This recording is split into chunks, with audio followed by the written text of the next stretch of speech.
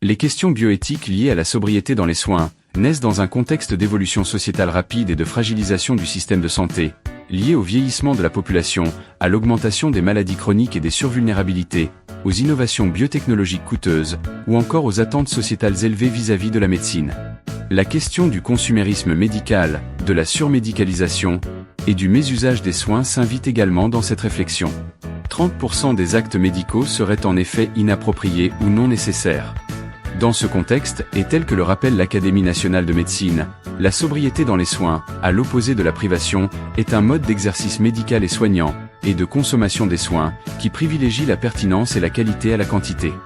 La sobriété en médecine ne signifie pas en effet faire moins par manque de moyens, mais faire mieux, en faisant juste.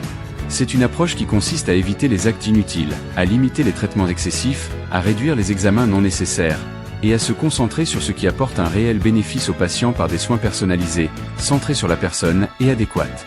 On parle ici de juste soin ou de pertinence des soins. Il faut savoir qu'en France, 8 consultations sur 10 donnent lieu à une prescription de médicaments contre 4 consultations sur 10 aux Pays-Bas par exemple. Tel que le rappelle le rapport de l'Académie de médecine sur la sobriété dans le soin, la prescription d'antibiotiques est de 25% supérieure à la moyenne des pays européens, avec l'écueil de l'augmentation des situations préoccupantes d'antibiorésistance à l'origine de 125 000 infections et de plus de 5 000 décès par an. En outre, la polymédication, notamment chez les personnes âgées, peut donner un sentiment de sécurité trompeur tant elle expose à des effets iatrogènes. Les thérapeutiques non médicamenteuses, comme les activités physiques, les médiations artistiques, culturelles, ou encore les soins verts sont aujourd'hui recommandés en préventif ou en soutien curatif pour certaines pathologies chroniques ou troubles psychiques, mais restent pourtant encore sous-utilisés.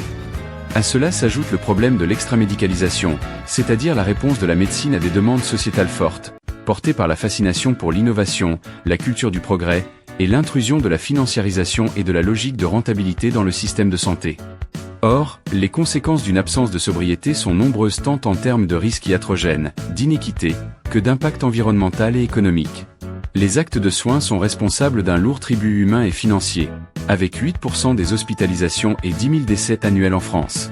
Ici s'observe donc l'effet protecteur du recours à la sobriété, dans le respect du principe éthique de bienfaisance et de non-malfaisance.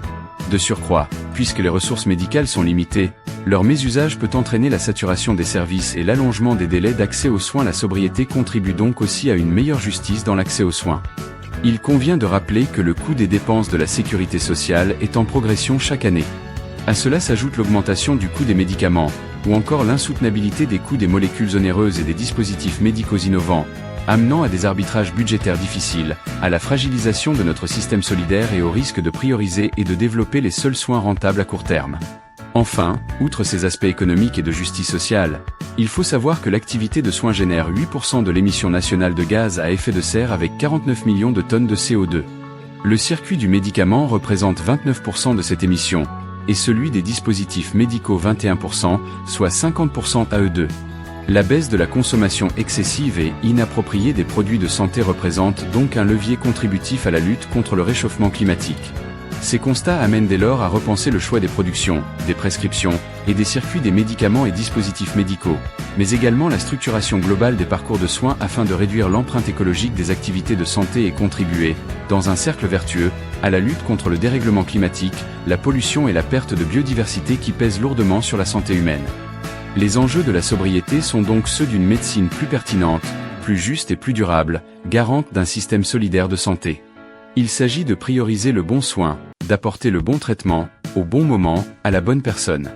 Toutefois, mal comprise, la sobriété peut résonner comme un appel à la restriction, voire à l'austérité, alors même que le vieillissement de la population s'accroît, et que les maladies chroniques et les inégalités sociales se développent.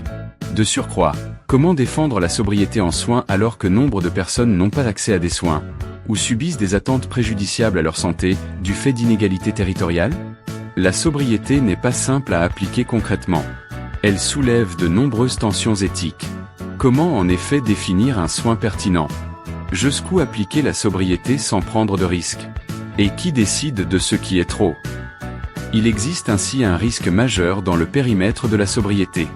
La sobriété ne doit pas en effet devenir un rationnement déguisé et ne doit pas justifier une diminution injuste de l'accès aux soins. Pour participer aux états généraux de la bioéthique dans votre région et contribuer aux orientations bioéthiques de demain, n'hésitez pas à vous rapprocher de votre espace de réflexion éthique régional.